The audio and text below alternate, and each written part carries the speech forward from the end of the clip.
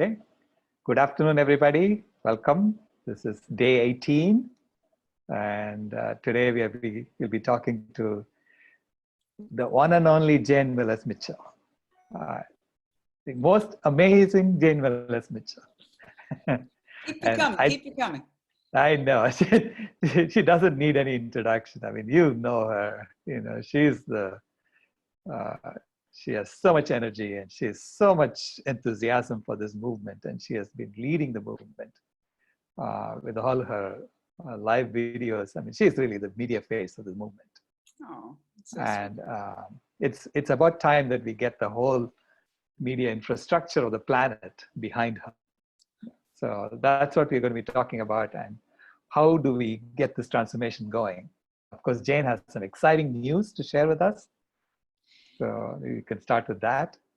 Yes. Well, thank you, Dr. Rao. I want to start by saying, when you said I should talk about navigating the transition to the new world, I'm like, wow, that is a big topic, but it is the most important topic.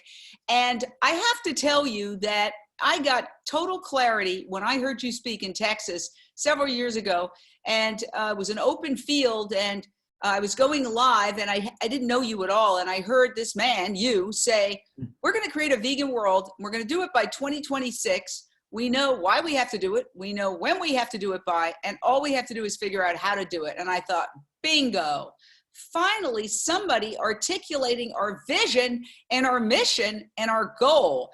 And so I had remembered reading about the troubles in Northern Ireland and the women who, seeing one too many child shot on their front lawn, came out and said, we're going to end the troubles. And everybody laughed at them. And they said, you have to say what you want if you ever want to achieve it. And of course they did, and they ended up winning a Nobel Peace Prize for the effort. So when you said that, something clicked in my brain.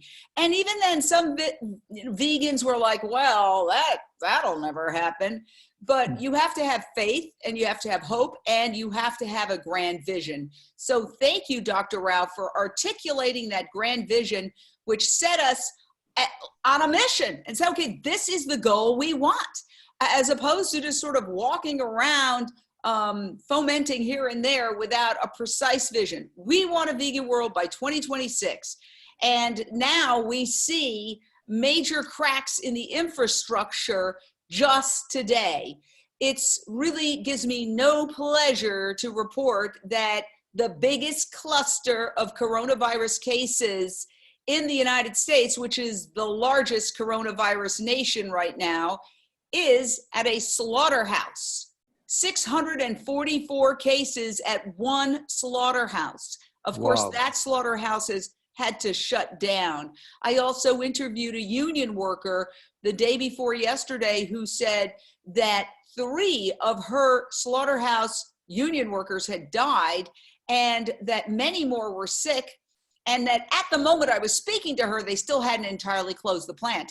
That they were going to close the plant. They originally said that they were going to bring in $1 million worth of testing equipment. Then they said no. In an Orwellian language phrase, they said, we're going to take even more aggressive measures. We're just going to send everybody home for 10 days, and then they can come back after we clean the plant. Which even somebody who's only been glancing at this issue would know, just sending people home if they have the coronavirus, if they're asymptomatic, if they're sick, it's not going to solve anything. In fact, it would prolong the crisis if they came back with coronavirus and began spreading it again. So it gives me no pleasure to report that. My heart goes out to the people who died, but it is a sign of the collapse of this horrific, horrific system, animal agriculture.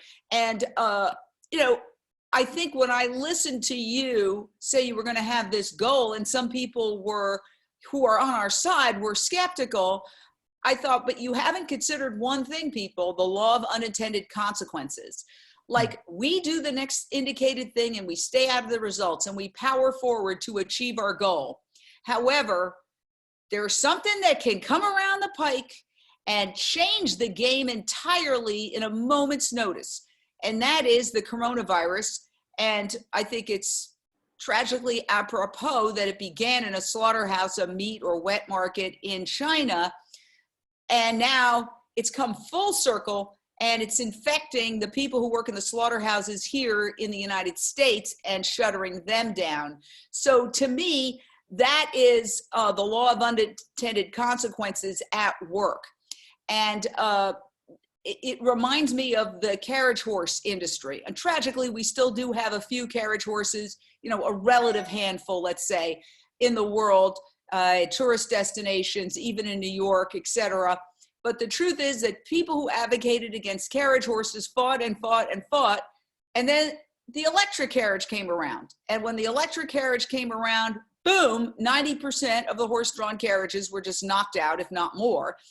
But then, interestingly enough, I was looking at a New York Times piece where somebody who was cataloging streets in the 1940s went to every single street in every borough in New York and took photos. And there were still a couple of horse-drawn carriages in Brooklyn in the 1940s. So things take quite a while to fully be, you know, there's medieval torture museums, and, you know, that's the medieval times, and now they're museums, but it does take a while for things to change. But I personally believe that things are changing rapidly right now. And it's almost mind-boggling how rapidly things are changing. So just before I was about to talk here today, I got this email from a friend saying, have you seen this from Bank of America? And she's a vegan, and Seika Major, she's a wonderful contributor to Jane Unchained. And so if you can put it up and scroll down to page 4, I would love to show you this because it's a mind blower. Well, first of all, let's start at the title. If you want to share the screen. Basically, it sounds like an animal rights treatise or something that was written by a bunch of vegans, but it was written by Bank of America. So let's start at the first page just to give you a sense of the title. It says, this is Bank of America Securities Global Research. We can't keep meeting like this. Eating like this. Future Food Primer.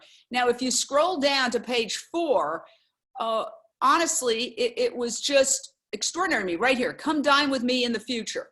Okay, so it says, you have been converted by your Gen Z daughter to switch to veganism, as you can no longer reconcile eating real meat and animal products with its impact on climate change. Food companies have been on the case and developed extensive nutrition libraries cataloging plants from all over the world to see how they can be transformed into different types of food and thus rely less on livestock farming. Moreover, real meat is expensive, with the recent avian flu pandemic impacting the world's poultry population and a global meat tax having pushed up protein prices. And it goes on to talk about eggless eggs developed from mung beans.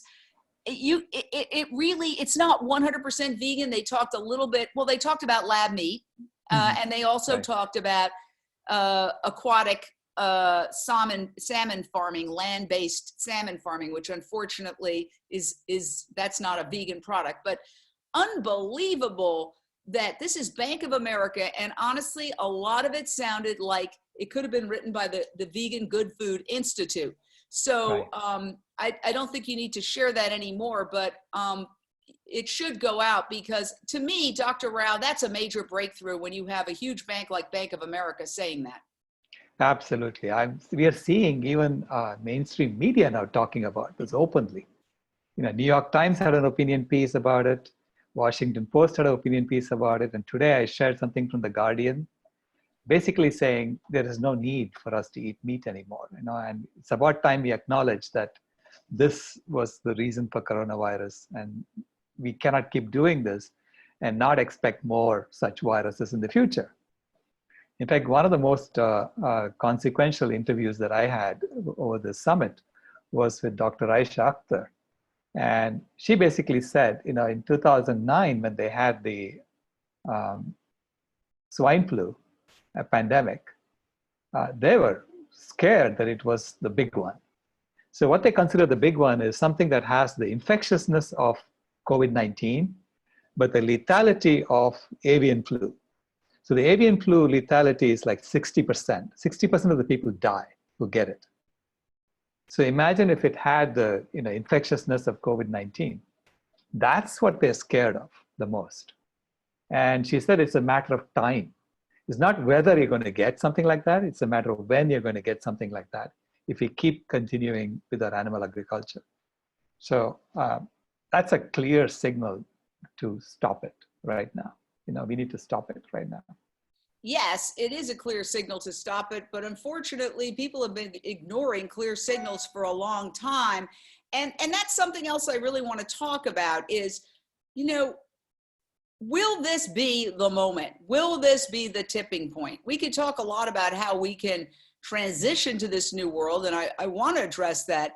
But I also want to talk, and I know you don't like this analogy, Dr. Rao, but for me, it's appropriate because I am a recovering alcoholic, and I just celebrated 25 years of sobriety. And I know what cognitive dissonance and willful blindness is firsthand when people would talk to me and say, Jane, you had too many last night. You might want to think about skipping the alcohol. And I didn't want to hear it. In fact, I would get angry at them.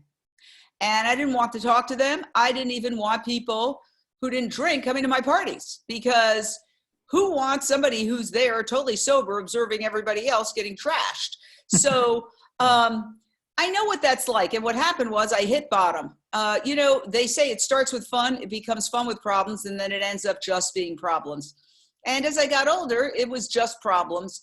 And so the interesting thing was that when I did make a fool of myself at a party and I woke up the next day and I felt incomprehensible demoralization, which is a recovery term, for the first time I had a friend to reach out to who had gotten sober recently. And I picked up the phone and I made that call. Prior to that, I had done the same thing, but I just didn't have an action plan. So I think it's very important for us to give people an action plan for when they hit bottom. Now, there's various addiction metaphors. You could talk about having an intervention. You could even say that Mother Nature is doing an intervention right now on humans. But sometimes interventions don't work. Sometimes you can't get to that person. And there's something called a high bottom and a low bottom. So a high bottom, I consider myself a high bottom in the sense that I had the job, a high profile job. I had the house, I had the car, I even had the relationship, and I didn't lose them. A low bottom is when you are literally in the gutter, or you're in jail because you drove the wrong way down a freeway and hit somebody head on, or you've done something truly horrible, or you've overdosed. That's a low bottom. So my question is society a high bottom or a low bottom? Is this going to be the bottom, or do we have to sink even lower to something even more terrible have to happen for people to make the switch? I don't necessarily have the answer to that question, but I think it's a question worth pondering. And I also think it's super important to give people the tools that when they do have that moment of clarity, and that's what they call it in addiction recovery, a moment of clarity and a psychic shift. I was a person who couldn't drink. I couldn't go one day without drinking. I was just like my dad, who was a high functioning alcoholic. He didn't drink in the morning or at work, but at night he would have several drinks and be tipsy, and then the next morning irritable and hungover. So I modeled him. And I would tell myself for years, I'm not going to drink tonight, and I would always drink. So when I hit bottom, I had a moment of clarity and I had a psychic shift.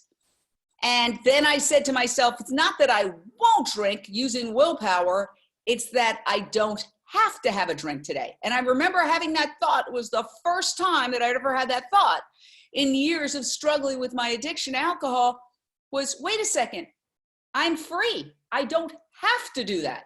This is the kind of moment of clarity we need people to have when it comes to animal products. So I'm only using my personal experience to say, what is going to turn this crisis into, you could call it a tipping point, a turning point, a hitting bottom. But I think that we need people to have a moment of clarity. If they're looking at the fact that it started in a slaughterhouse, a meat market, and believe you me, it would appear that the powers that be are doing everything they can to keep that subject not discussed. In fact, they have they've pushed forward this conspiracy theory. Suddenly, when slaughterhouses are shutting down, all of a sudden you see this conspiracy theory coming up about it started in a lab in Wuhan, China, that was started to get mainstream media coverage. This has been going on for quite a while. Nobody ever really talked about the lab until the day that slaughterhouses start shutting down. Suddenly, stories start appearing about, oh, well, there's this growing theory that it might have started in a lab, which you know is nonsense. It started, the people who got sick went from the seafood slaughterhouse, the meat market, to the hospital. They were the ones who first got sick, just like in SARS. It started at a slaughterhouse in another province in China in the early 2000s. So I could tell you that from my own personal observation, watching cable television, given everything I know about being in the news business for 38 years, mainstream, that you're seeing commercials pushing milk because dairy's going down the drain because kids are not in school being forced to chug-a-lug milk. You're seeing the meat industry circling the drain because the slaughterhouses are being shut down because of coronavirus. You're seeing the other prong is that the younger people, okay, are not getting the brainwashing because they're not watching television, which is the biggest brainwasher when it comes to meat, dairy, and pharmaceuticals. And I have a young student at a local college staying here with me and happens to be 19 years old, a vegan activist, and cannot get her to watch television. Like, I'll be like, hey, there's something big here, breaking news. The kids are not interested in watching television. So I think we also have to realize that we're dealing with a generational divide.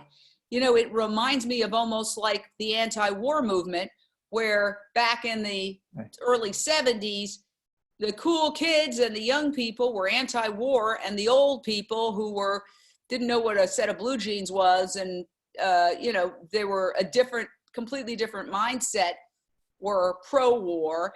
And it was a true generation. It was a generation gap. We're starting to see the same kind of generation gap happening here with meat and dairy. So I think that we need to also take advantage of that and make this a youth movement. I mean, nobody here is a teenager on this call, but I sometimes act like one, but I'm not a teenager. And, you know, we need to get a similar kind of movement to the anti-war movement that I'm sure many of you experienced, as I did when I was I was in high school and college. Those are some of my thoughts on what kind of transition we're going through right now. Yeah, it is, again, not everyone does it at the same time, right? So but you see more and more people now talking about it, going vegan. In fact, we have a weekly meeting in my family. So we get together on Zoom once a week on Sunday, and the talk is all about how to make plant-based milk. I mean, it's like all my cousins from all over India and here, they're all talking about this now. You know, I was surprised because we only have about 3 vegans, at least 3 or 4 who have said they're vegan.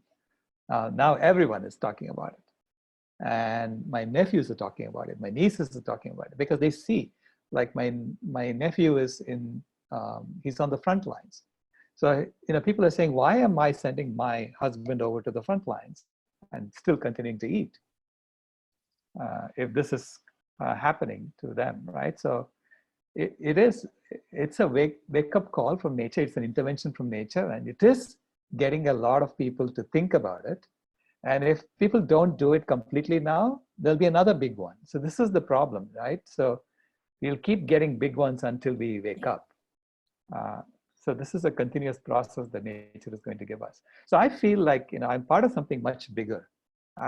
I'm part of a much larger intelligence than we can fathom. And so we just have to go along and say, what can we do now under the circumstances to help people make the transition? How do we get them the right tools so that they get the right food, so they can get healthier, so they don't have to go to ER even if something happens to them? You know, so that's sort of what I'm looking at trying to do in this moment. Well, one of the things I want to say is that there's another impetus, is that the people who are suffering the most serious consequences of COVID-19 are people who are more likely to be the profile of the standard American diet consumer, the meat, dairy, pharmaceutical consumer, people who have cancer, people who have heart disease, which is primarily dietary caused, because obviously there's no cholesterol in plants, and cholesterol produces plaque that clogs the arteries, leading to heart disease. I mean, mainstream hospitals say this now. This is no big secret anymore, as well as obesity and diabetes. So those are the things that are hallmarks of a meat and dairy diet. And so for their own self-preservation, I think a lot of people are starting to look at, maybe I should eat healthier, because they're seeing a lot of news stories that talk about the profile of people who are dying from coronavirus. And yes, they're older, but they're also people who suffer from diabetes, heart disease, cancer, and obesity. And so those are the illnesses that can often be reversed or prevented with a plant-based diet. I mean, cancer is a little trickier, but certainly heart disease and diabetes and obesity. But even with cancer, we know that processed meat is officially cancer-causing from the World Health Organization. So when we look at people, there's a couple of things I'd like to say. One thing we really do need to do now is we want to make sure that all the progress we have made in the last decade isn't lost because of this coronavirus. So 2019 was a banner year for veganism. Beyond Meat had the most successful initial public offering since the 2008 financial crisis. It was hugely successful, and that's when the business community started taking plant-based meats much more seriously, because money talks in our culture. And also a skyrocketing number of vegan restaurants were opening around the world. Now, unfortunately, some of those vegan restaurants are really struggling or closed right now, a lot of them. So one of the things we have to do is make sure that the vegan progress that we made is not lost. So, you know, you can think of other terrible times in human history where either World War II or the Civil War, where ultimately the good guys won, but unfortunately in those final days, a lot of innocent people lost their lives because they sort of got swept up in horrible events that were bigger than them. And it's always sad to read and hear about, you know, obviously the millions of people who suffered and died in all those terrible conflagrations, but also that a lot of people suffered, you know, at the end of the war or after the war. So I was thinking about that, having just looked, for example, at a World War II documentary that colorizes World War II. It looks like it's happening today. And just to see, you know, that some people couldn't be saved in time was very tragic. So we want to make sure that even if this is a big societal shift, that the things that we've worked so hard over decades to achieve, like animal sanctuaries and vegan restaurants, don't just collapse, because we could be entering what we are entering. We have entered a very precarious financial time where a lot of people just don't have discretionary income. They've lost their jobs. So I would urge everybody, please support your local vegan businesses.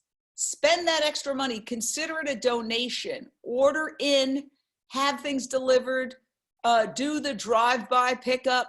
There are ways to do it. I just got a delivery today from Bodie Bowl, a vegan restaurant, and you know, it was too much for me, so I'm leaving some for my neighbor who's out of work right now because he's a dog walker and there's nobody wants their dogs walked because they're all at home.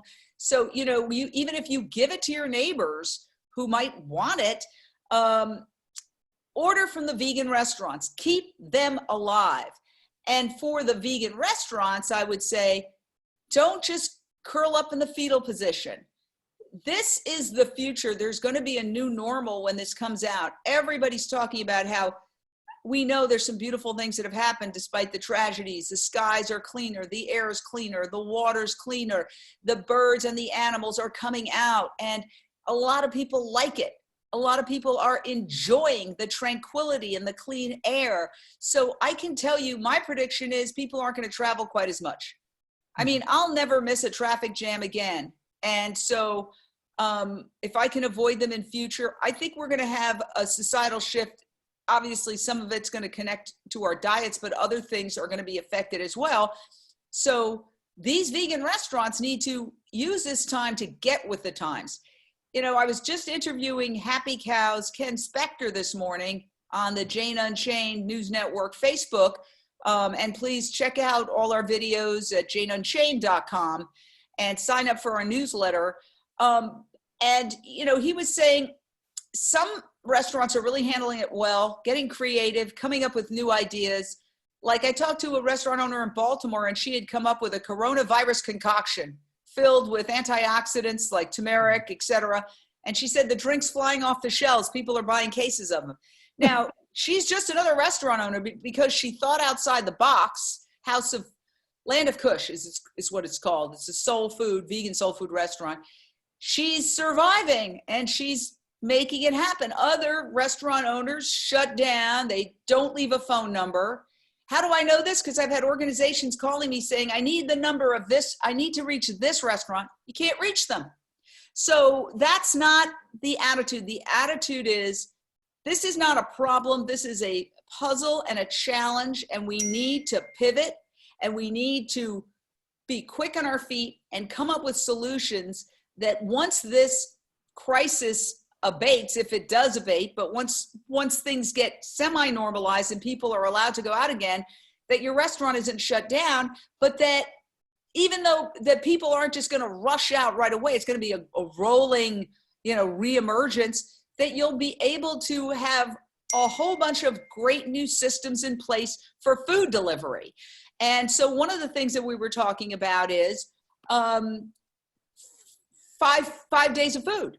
Like a lot of the reasons why people aren't ordering in, myself included, is, well, I can only eat so much today. If it's going to be bad tomorrow. So then they're creating boxes where it's 5 days of food, and you can get the box and you can freeze some of it and you can make it over 5 days. So if you deliver those boxes, there's another plan that we're trying to work up to deliver outside your geographic area, because a lot of the Postmates and the Uber Eats don't deliver past a certain area. So how do vegan restaurants have often very dependent on in visitor traffic, and also on people coming from far distances because they've heard about this restaurant. So how do they service that clientele? So we have to create groups of people ordering so that somebody can make a West Side run and an East Side run and serve a lot of different people with these 5 days of food. So there are solutions, and Support and Feed is another great group. Support and Feed actually gets vegan restaurants to sign up, and then people donate, and the vegan restaurants supply food to the first responders, vegan food. So we're veganizing the first responders, the doctors, and providing them food when they're risking their lives. So there are solutions, but Dr. Rao, the point is that people have to get out of the victim mentality and get into the challenge mentality. Right. We are also working on an app that would allow people to do a buy one, gift one type of scheme. So you buy one meal and another meal goes as a gift to someone who cannot afford it right now, you know, who can then say yes. Yeah. So this way you can involve a lot of people in creating good food that people need in order to reverse their diabetes, reverse their heart disease. So making that easily available.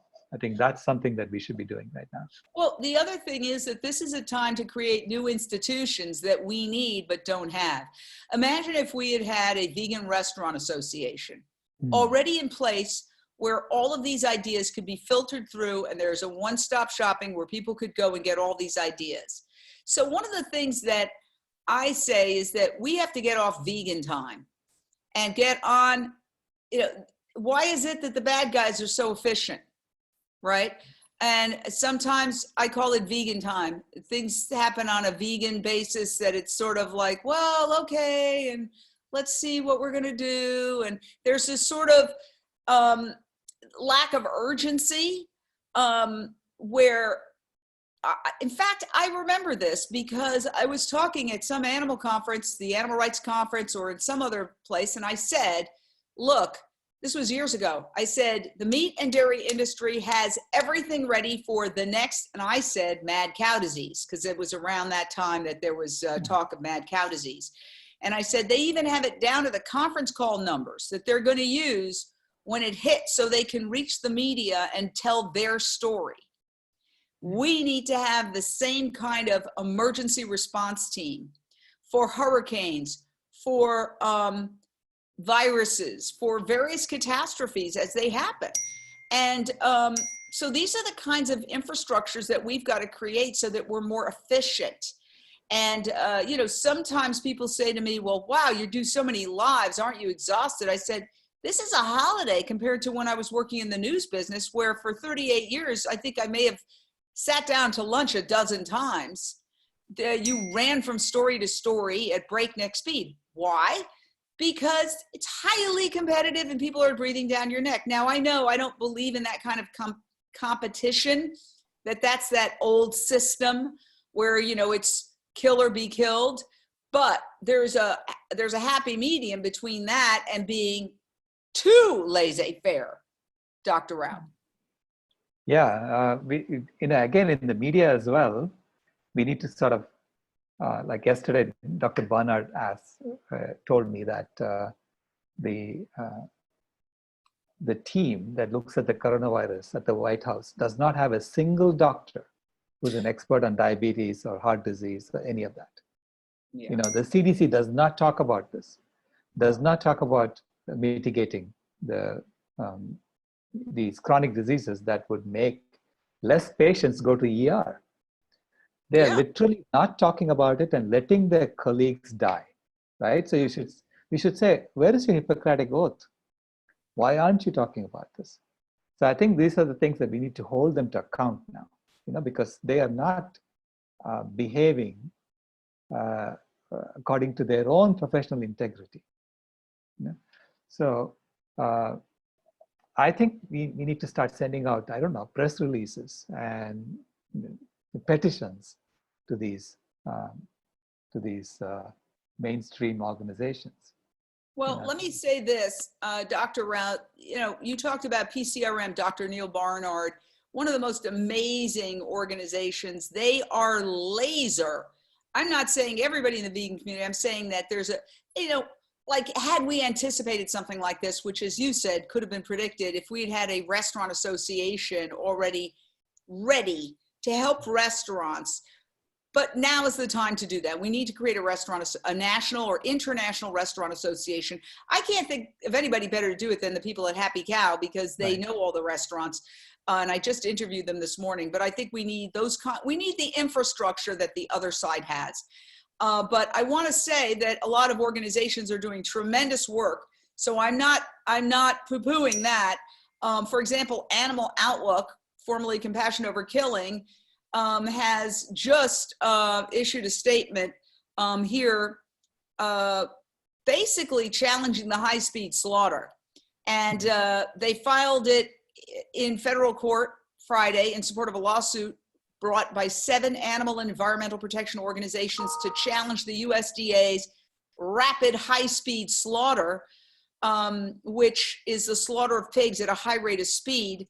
And it included Smithfield Foods' Sioux Falls, South Dakota plant that has been slated to increase the speeds of the slaughtering of pigs and reduce the federal oversight under this rule that is high-speed slaughterhouse. This is now, I believe, the plant with the largest number of coronavirus cases in the United States and the world. So these organizations are doing a lot. There are lawsuits being filed and petitions being written by PCRM and Animal Outlook and Social Compassion Legislation and PETA. So organizations are doing a lot. And I think they're doing incredible work. Yeah, a lot of organizations are doing a tremendous amount. One of the things that I think is great about that news release and that we need to do more is unite as a bunch of disparate groups who are all fighting for the same goal, essentially a vegan world by 2026. I think this is the time for us to unite. And I know that, for example, in that case, there were several animal welfare organizations and animal rights organizations and environmental groups that work together, but I think we could have more unity. And I always use the example of when the AFL-CIO had a large number of unions. They were extraordinarily powerful. I mean, they're still powerful to some degree, but not as powerful as in their heyday when they had gathered everybody together, all their local unions, and nobody could go up against them. They were the kingmakers. And then slowly the unions got decimated. I'm happy to say I'm a very proud member of SAG-AFTRA and have been since 1973.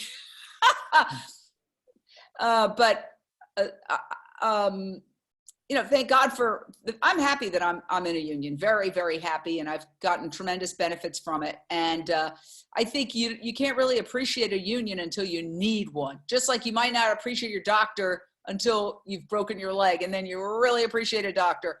But I do think that we need to create that kind of infrastructure. So a restaurant association, an AFL-CIO of animal welfare organizations where we could get together. We all know we have different opinions on a lot of things.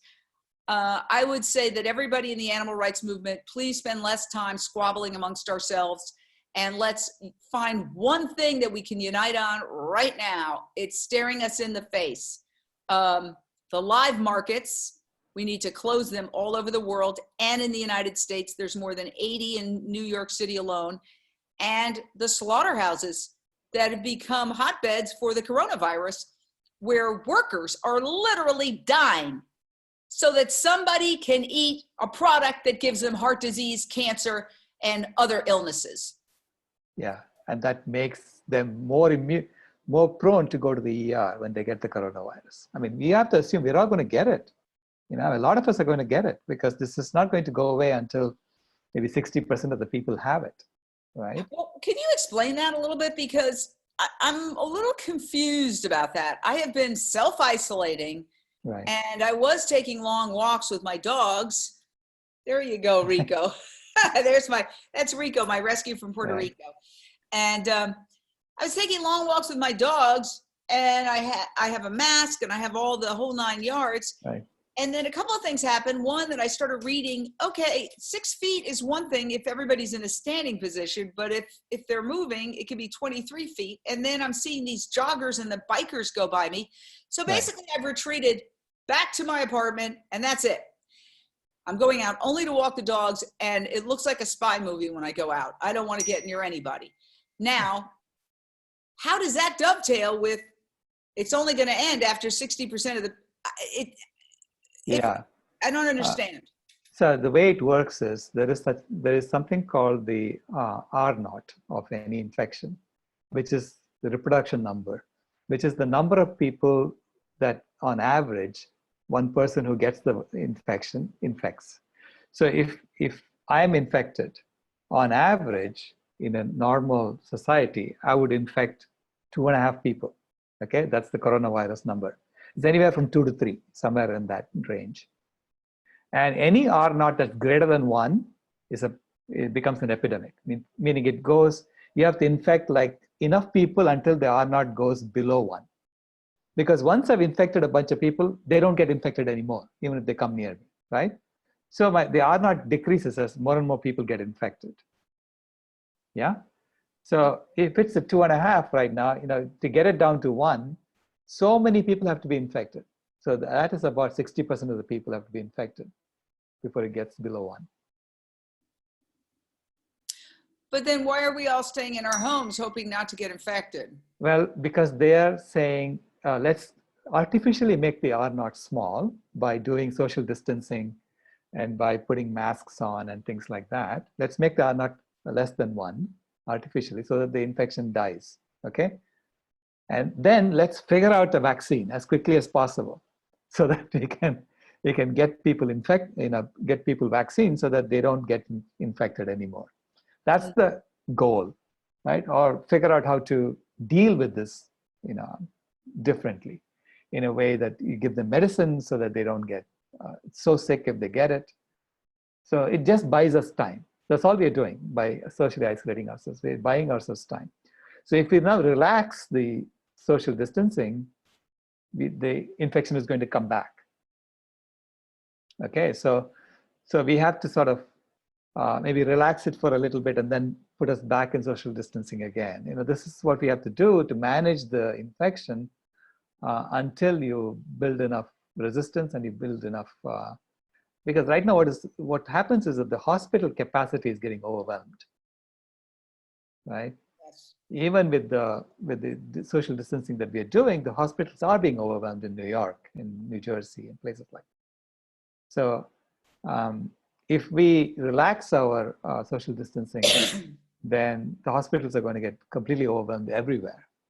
And if the hospitals are overwhelmed, the casualty rate goes up. So we have to sort of manage this now because of what we have done. And of course, fundamentally, I say we should stop eating animals. So don't go and try and get another one, I mean, why are we sort of saying, oh yeah, nature kicked us in the butt and now I'm going to keep mooning her over and over? This is silly. Absolutely. It's silly, but it's very hard for people to change their behavior. I mean, getting back to these other major calamities in life, if, using examples of persecution, oppression of humans that we can see today are absolutely morally reprehensible. It took a civil war to end one. It took World War II to end another. So people don't do just what's right because it's right. There has to be, and I was reading about this last night, thinking about the addiction model. And what's interesting is there's a quote that is used, we cannot learn without pain. So the value of pain. Pain can be a wonderful teacher. Pain usually means that something is wrong or perhaps broken. Without pain, most people would have even larger problems. Pain is a signal that we need to do something different if we want to stop the pain. The question is, again, getting back to that high bottom, low bottom addiction metaphor, is this enough pain to get people to make the connection? And the other mirror is that with addiction, there's this sense of people think that the substance that they're using, whether it's alcohol, drugs, gambling, meat, dairy, is the solution when it's the problem. So I just want to read this one thing from a recovering book called Raising the Bottom. People tell me they drink because, and you can just substitute eat meat. So I'll substitute eat meat. People tell me they eat meat because they have problems. The truth is they have problems because they eat meat. The solution stares us in the face, but we don't like the answer. So we move on to something else. Antidepressants, therapy, self-help books, yoga, holistic healers, the list goes on. My God, just don't tell me to quit eating meat. The real question that needs to be asked is, how can you live a joyous, fulfilling life when meat gets invited along on every occasion? We are traveling on a journey that's all about changing and saving lives. It's all about raising the bottom. So what she's talking about is that people think, and it's true, alcohol is a solution. I used to think it myself. Have a bad day at work. Oh, I want to go have a drink. Have a good day at work. Let's celebrate. Let's have a drink. It's the solution to everything. And then it's obvious to everybody around you. No, it's not the solution, Jane. It's the problem, but you can't see it. So I see it absolutely like that with me. I see people around me, literally immediately around me, having barbecues in the summertime. And then in the wintertime, the ambulance shows up and the paramedics, and they're wheeled out, having had a heart attack. I mean, and so I'm concerned. What concerns me now is that the media had not been making the connection between it starting in a slaughterhouse in China and the fact that SARS started in a slaughterhouse in China, another province, and the mad cow disease and the avian flu and the swine flu and all of that. They hadn't been making that connection of the zoonotic diseases to this pandemic. And indeed, 30% of Americans believe it started, they believe conspiracy theories. They think it started in a lab. They think it's some conspiracy. That's 30% of Americans. So my concern is that the connection wasn't being made at all. I mean, some people who are highly educated that live around here, I'd say, well, you know, it started in a slaughterhouse in China, in a meat market. It did? It did? I didn't hear that. So now when what is making the connection is, and we saw this with a breakthrough, Rachel Maddow, the Rachel Maddow show 2 nights in a row talked about the slaughterhouses being the epicenter of the coronavirus. In other words, there are more coronavirus cases at one slaughterhouse than any other cluster in the United States for 2 days in a row. Now, this is a highly intelligent woman who seems, in my humble opinion, to have a cognitive dissonance, willful blindness problem when it comes to consumption of animals, because she's talked about roasting turkeys and fishing and all of that. And at one point she said, I threw the fish back. But the point is that she doesn't appear to have made the connection. But now that it's impacting people, tragically, and I've talked to the union leader who represents those people, so my heart goes out to all. They're being factory farmed too, as you say, Dr. Rao, the poor slaughterhouse workers. Do you think there are slaughterhouses on Park Avenue or Beverly Hills? Of course not. These are the poorest of the poor. And even the union leader said, nobody wants this job. That's a direct quote. Right. And so now that people are suffering, they're talking about it in the context of people suffering because they're dying at the slaughterhouses. Any port in a storm, any progress, I'll accept that. I am thrilled that she's talking about that. You know, could she also make the connection as has been made in, see, some of the written media is making the connection. Right. Like, ironically, conservative outlets, because they likely want to point the finger of blame away from the United States to China, have been talking a lot about the wet markets. But there have been written articles. The New York Times did one article about one opinion piece, as you mentioned, about, you know, we have ourselves to blame for our abuse of animals. But in terms of the mainstream media that people watch and they sit in front of their TV, they are still not talking about it. And the obvious answer is meat, dairy, pharmaceutical commercials. Between every single segment, you just look at the commercials, it's meat, dairy, pharmaceutical with an occasional insurance or car commercial thrown in. That's pretty much it. And the other irony is that they sell you the bad food and then they sell you the pills to treat what the disease you got from eating the bad food. And then the pills have horrible side effects. And so how people can't make that connection, you know, one of the big anchors who got sick and is suffering from COVID-19 reportedly said, you know, chicken soup.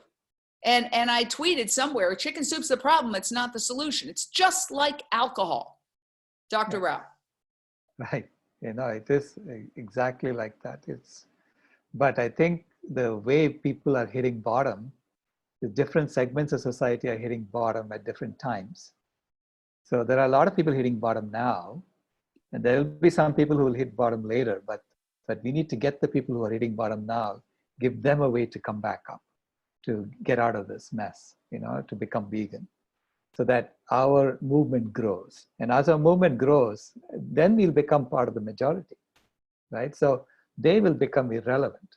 This is what we need to do. We need to get to a point where at least 50% of the people say they're vegan in the US. That's my goal for 2026. Not to get 100%, at least 50% should be vegan in all the developed countries. So then I know that this is inevitable, that we are going to get to a vegan world. There will be remnants as we go. Okay, there'll be remnants, probably even, as you said, there are carriage horses now in New York City, right? So there'll be remnants of people still eating meat maybe 100 years from now, you know, but they have to do it in secret somewhere. But That's not the main problem to me is the mainstream. What is the majority doing? How can we get veganism to become the majority by 2026?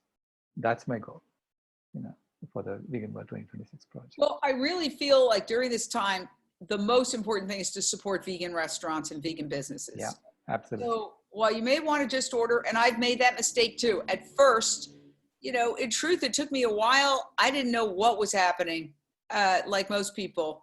And I was dealing with buying goggles, which I do wear because somebody told me, it goes into your eyes.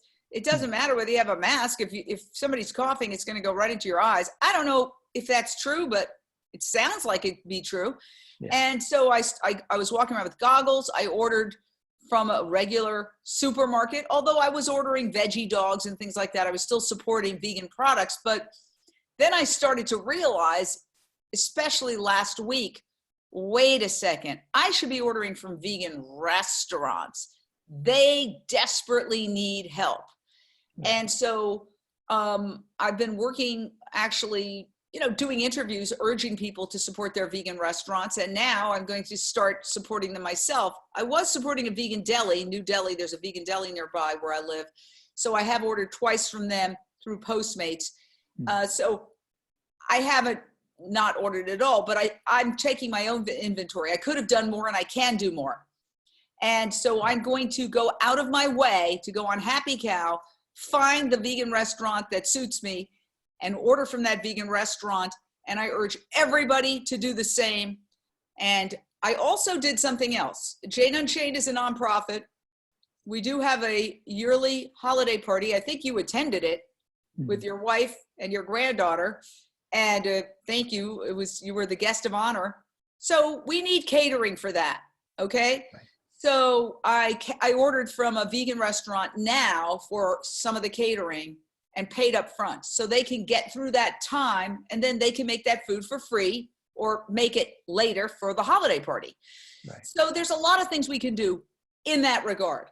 If I have a birthday coming up, which I do, not that I throw birthday parties, but let's say I want to throw a birthday party for a good friend of mine. I could order that now or call a small restaurant that I like and say, you know what, I'm going to give you $100 now. On such and such a date, we're going to come in and we're going to eat for somebody's birthday. And you could even call that person up and say, hey, your birthday's coming up. For example, that snarky vegan girl, her birthday's coming up on 7/11.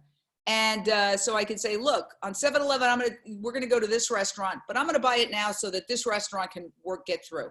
So there's a lot of things that we can do. We must make sure that everything we've created doesn't crumble. And then when things come back on, you have all the meat businesses, which have much deeper pockets, the Pollo Locos and the Chick-fil-A's and, that they're going to be fine and all the vegan restaurants are going to go out. We don't want that to happen.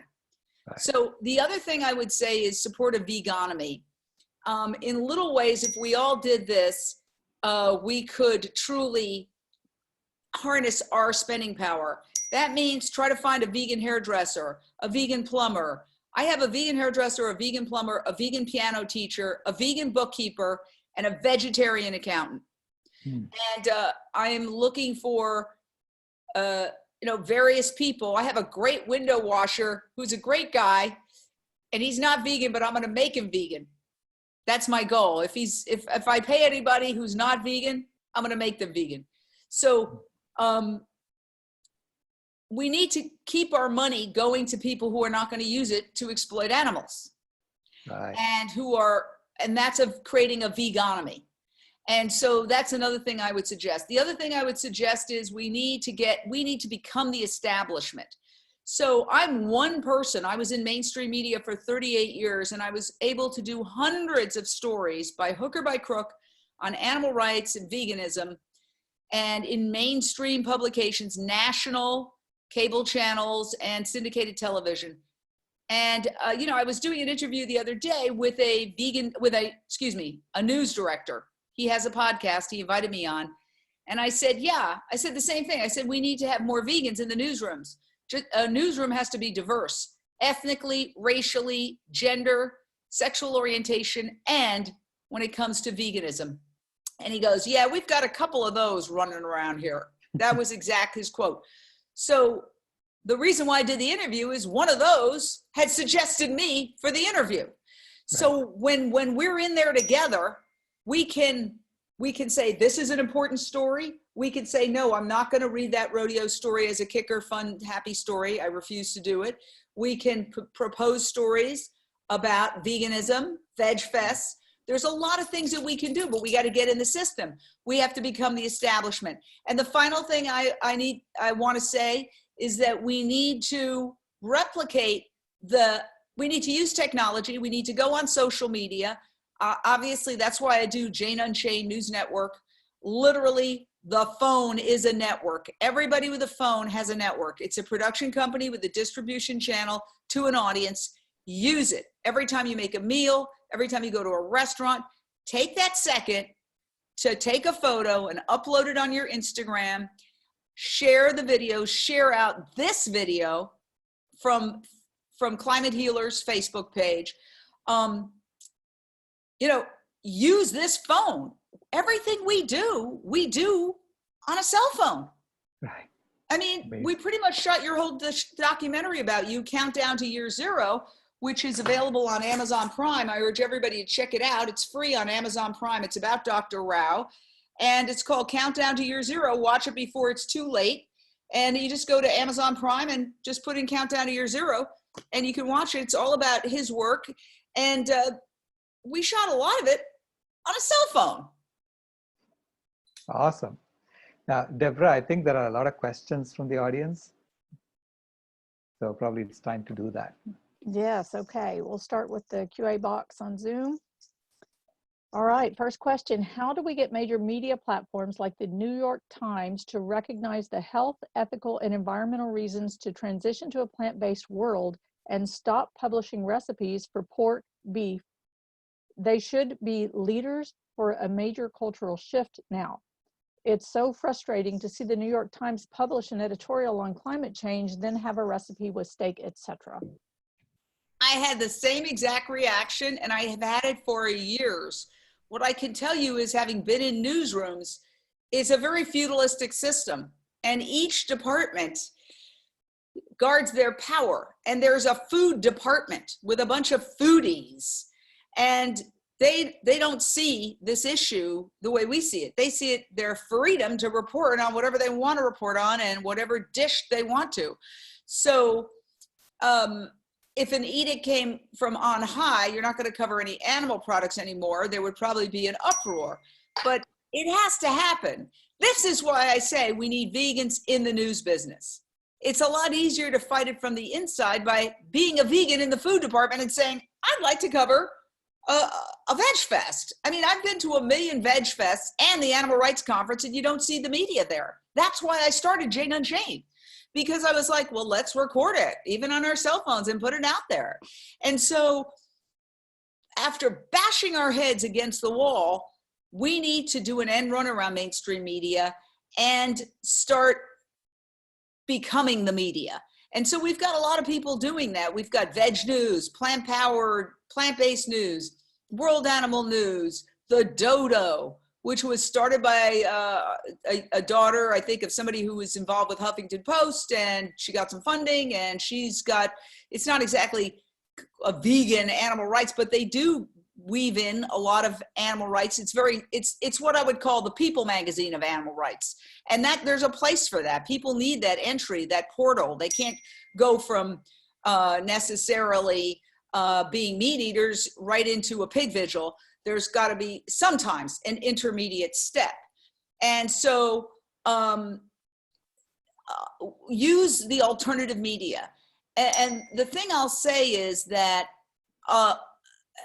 when I get frustrated about the New York Times, I realize that a lot of people aren't reading anymore. Okay, so while we can get frustrated reading these articles, just like we get so excited when somebody does write a really good article about animal agriculture's impact on the climate and on these viruses and all that, and then we go, oh, but who's reading this?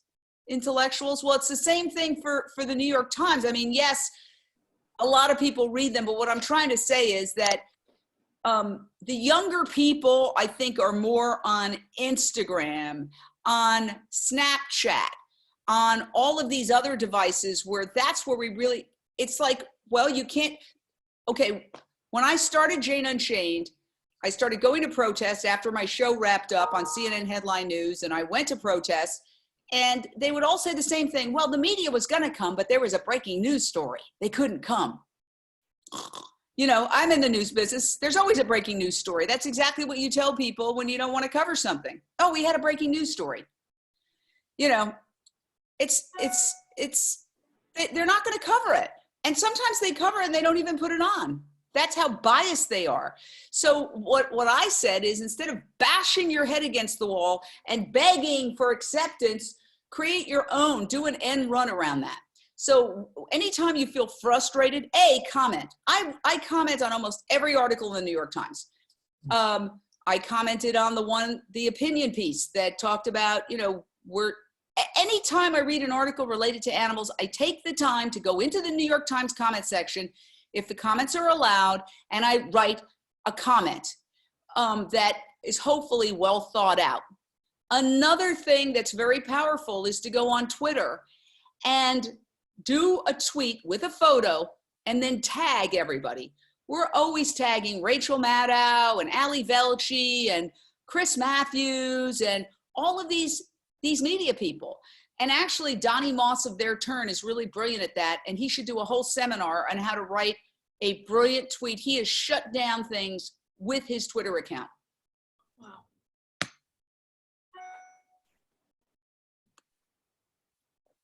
Excellent.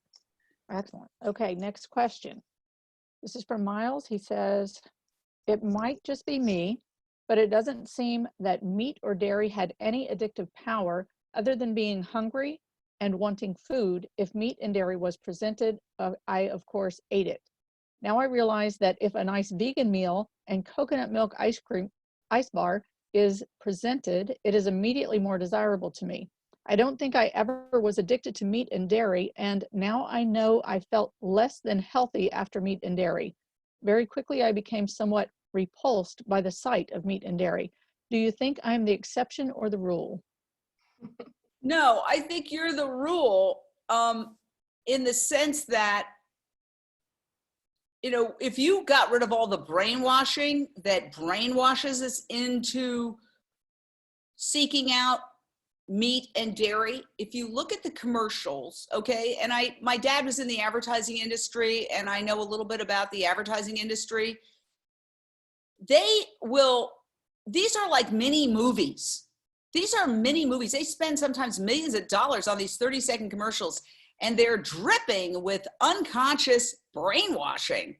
To equate eating animals with masculinity, eating dairy with femininity.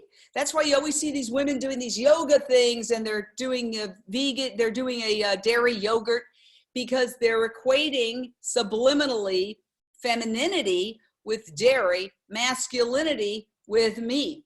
And of course, it's the exact opposite.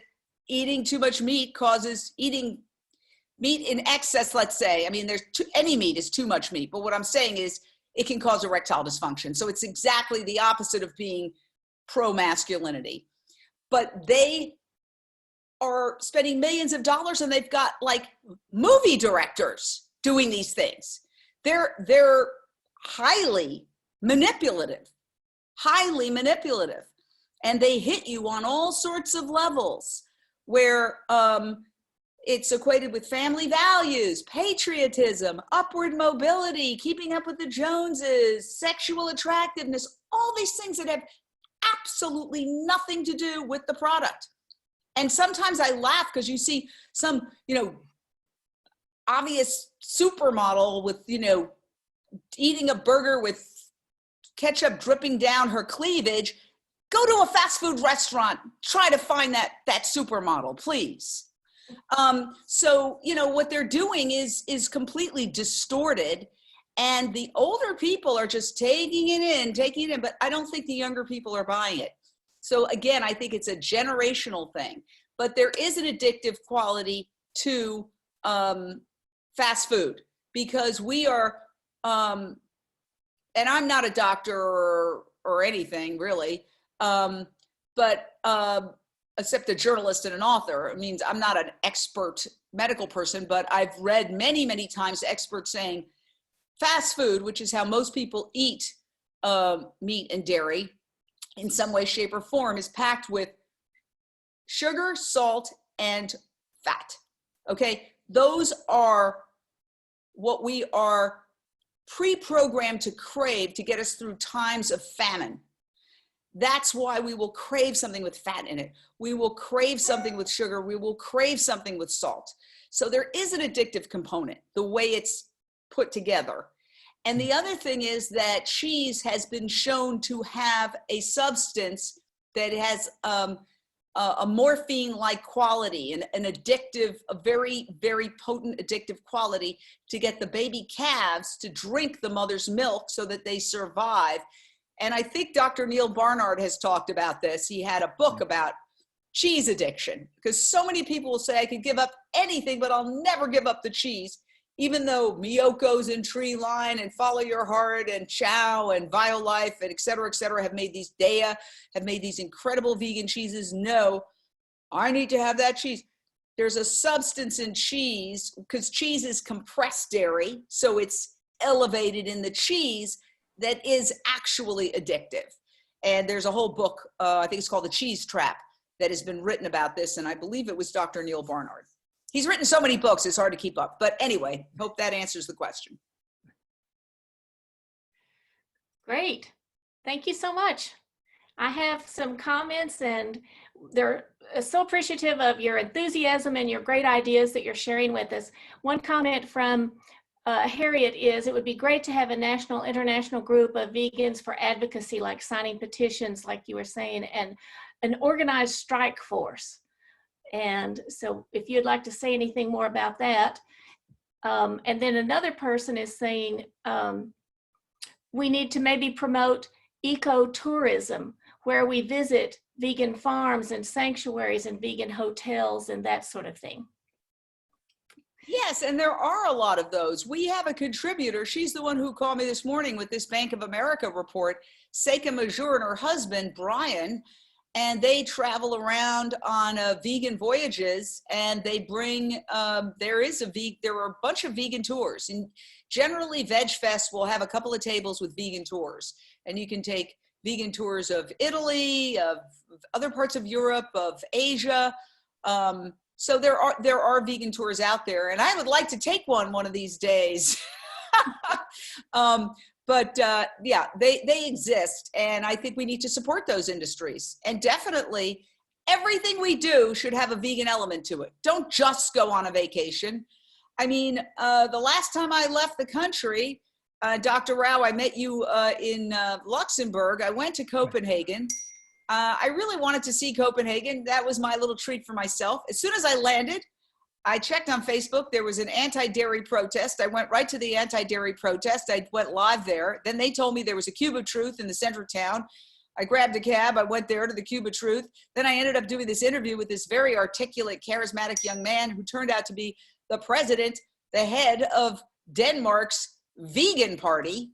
And so, yeah, I did a little sightseeing. I saw the famous area with all the different colored houses and the boats, but I also did activism at the same time, and I went live at all these vegan restaurants. So never just, I think anytime we do something, we should always make it, there's always a way to make it benefit the vegan movement.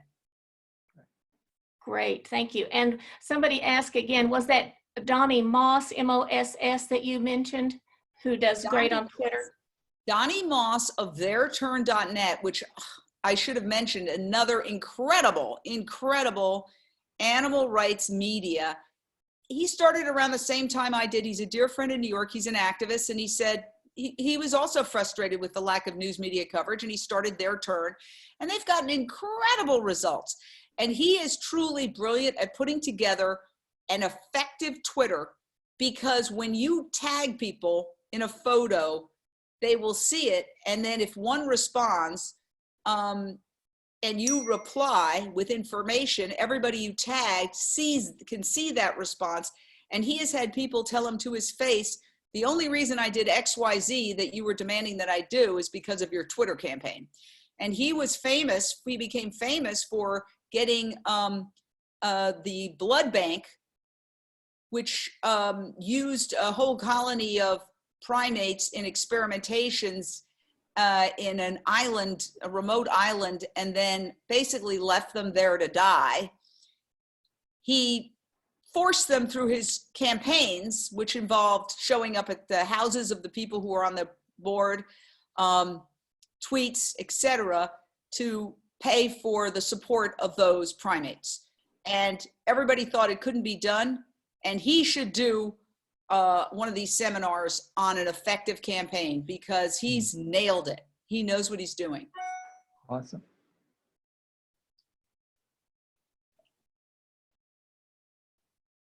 Okay, on Facebook, there is lots of agreement and lots of gratitude for everything that you're saying, and a few questions. So the first question is from Luther, and he says, have you heard about the 5G issue? They're rolling out millions of antenna globally without safety testing, despite concerns for the environment, wildlife, and human health. Do you want to speak to that? I have heard about it, but I defer to Dr. Rao because I can barely get my remote to work. This is not an area of my expertise. But Dr. Rao, please explain. Yeah, 5G is an issue. Basically, anytime you have to send data on wireless, you're packing energy, and the energy, closer you are to the antenna, the more affected you're going to be with that energy. And these frequencies that they're using are in the microwave range. So they do affect your body. I mean, of course, it's not 1,000 watts, like it's not like putting your head in the microwave, right? But it is, it is substantial amount if you go close to the antenna. So this is why, and these are all line of sight communications, meaning your phone has to see the antenna for it to really receive that data. This is why they have to put a lot of these antennas everywhere, you know. So this is not a good thing. I mean, I don't think we should be doing it. I think we have plenty of bandwidth right now. And the only reason they're doing this is to just send us more stuff so that we can get more entertained and we don't worry about the real things in life. So I think it's an unnecessary technology, you know. All right, thank you. Thank you. And another question, and this one is a little bit long. It says, hi, Jane. I'm just wondering what the plan is for our carnivore pets. How will we feed them without meat? House cats are pure carnivores. I became vegetarian as a child from living in India. I am now a vegan living in Canada, but I have cats and dogs. What about them? I'm responsible for their well-being. I'm interested in meat from the lab because it's slaughter-free, but don't understand all the facts. Is this an option, or will we all have herbivores as pets in the future? Otherwise, I am very much looking forward to a vegan society and hope that it happens.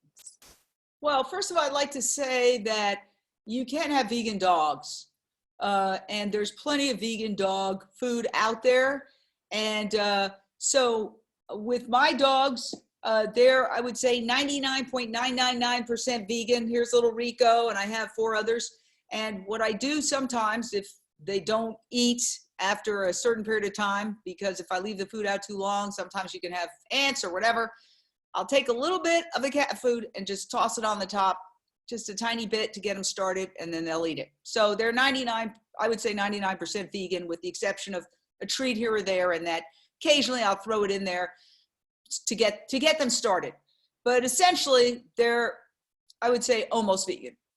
Now, there are plenty of people I know who have vegan dogs, so I'm bad parent. You can have 100% vegan dogs.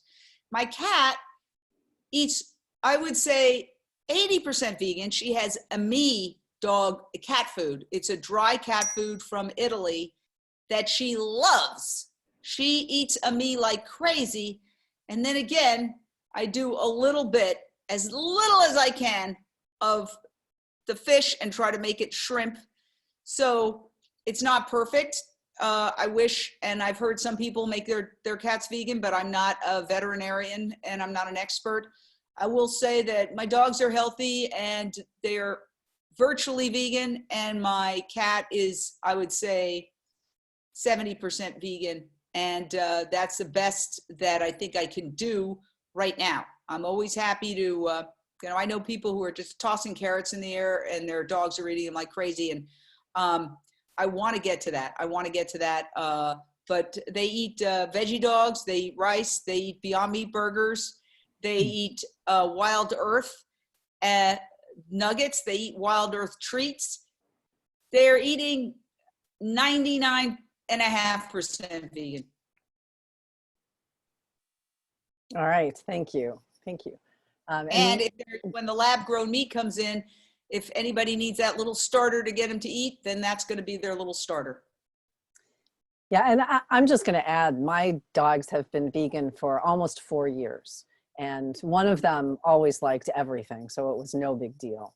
The other one took a longer time, and she used to put her nose up to lots of things, and now every time we're in the kitchen chopping up vegetables, she's right beside her brother asking for bell peppers and cauliflower. Actually, if you get cauliflower out in my house, the dogs go completely nuts. Well, will you do a whole seminar on that? Because I would like to learn how you made that, because again, it's negligible, but I'd love to get rid of it. Love. Nothing would make me happier. So if you did a seminar on that and showed how you made that transition, that would be really helpful to a lot of people. Okay. Awesome. Yeah. It took quite a while, but there's hope. Just hold on to that hope. Yes. Maybe not for the cats. I don't have cats, so I can't speak to them at all. But I know that my dogs have become begging vegans, not just vegans. Well, my dogs love the Beyond Meat burgers, and they get that in the rice.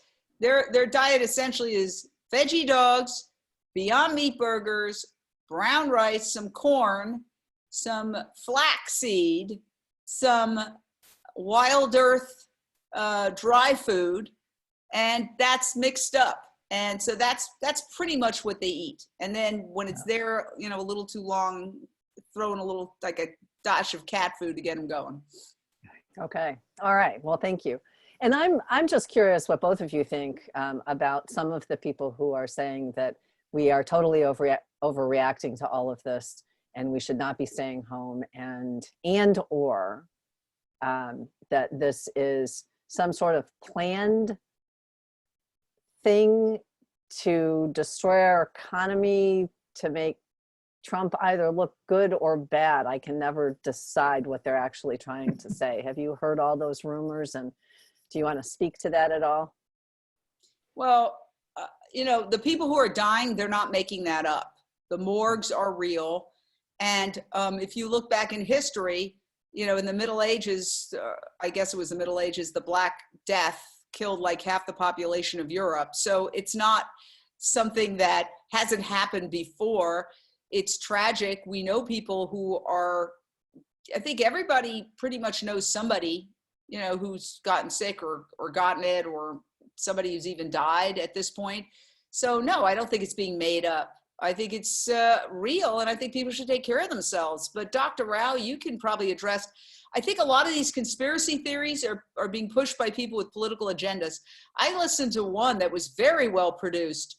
And then when they started talking about Nancy Pelosi hooking up with the Chinese to get Trump, I go, oh God, this is clever. So you have to understand that this whole issue of fake news is a real thing, and people can put together very highly polished mini docs, etc., to make whatever point they want to make. And it's very hard to tell the fake from the real.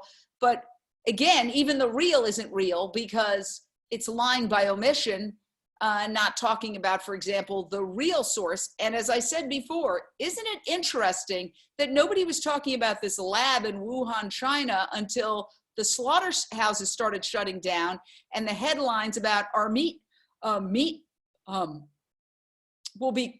is becoming scarce. And then Vice President Pence gets up there talking about how we're going to get this essential food to you people. Don't worry. A, it's not essential. It's indeed the problem. But then all of a sudden, suddenly reports about, oh, it started in the lab. You know, the meat industry has tremendous control.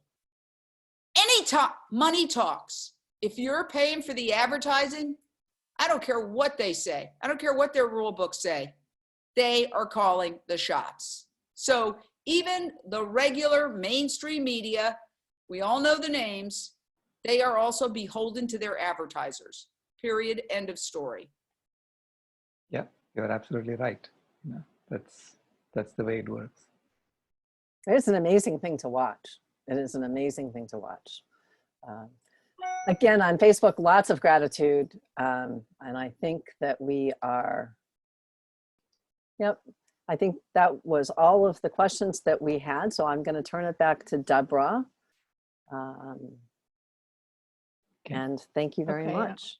Thank you. I'm going to turn it back to Rebecca. She's got some more.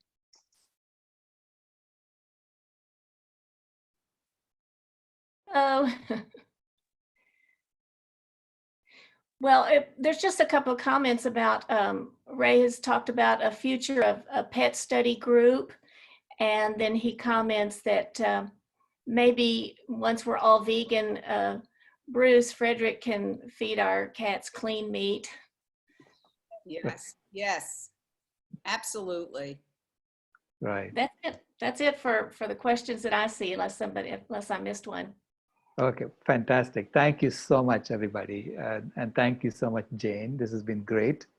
As always, you always bring these great ideas to the forefront. You know? And so we have a mystery guest tomorrow. So we are going to continue one more. So we're going to have someone at 1 o'clock tomorrow. And he's going to make a big announcement. So please join us. And then we're going to talk to him. And then, of course, we're all going to get together on Saturday from 9 to 5. Anyone can join anytime, and then we can have a big powwow about what are we going to do based on what we have heard. Okay? Thank you all very, very much, and look forward to seeing you tomorrow. Thank you. Yes, and that's 9 to 5 Pacific time. Right, 9 to 5 Pacific time. Thank Thanks you, a lot. Dr. Rao, for arranging all of this. Thank you so much. Yeah, always. Thank you. Bye-bye.